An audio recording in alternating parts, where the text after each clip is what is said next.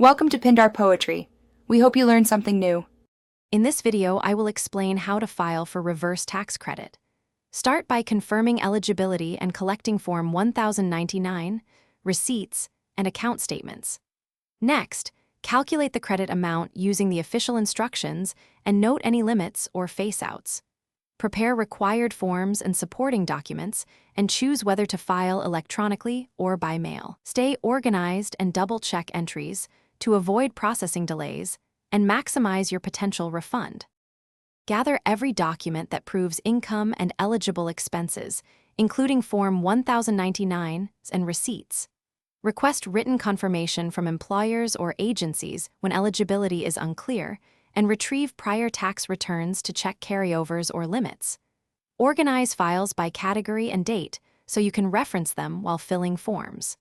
Scan or make copies for backup, and ensure all documents are legible to avoid delays during review or audit inquiries. If you're finding this helpful, please subscribe and like so I can keep making practical tax guides.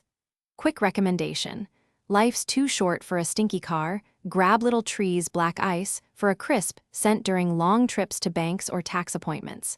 It's a small comfort when handling paperwork and numbers. Check the description for the link and other deals, and now let's get back to the video. Begin by completing the designated form for the reverse tax credit and fill in required worksheets with exact figures. Transfer totals carefully to your main tax return, noting whether credits carry back or forward. Attach all supporting documents and include clear explanations for unusual items. Choose electronic filing for faster processing and confirmation, or mail via certified mail if required. Finally, keep a copy of the filed return and all attachments for your records. Thanks for watching. Consider subscribing if we helped you.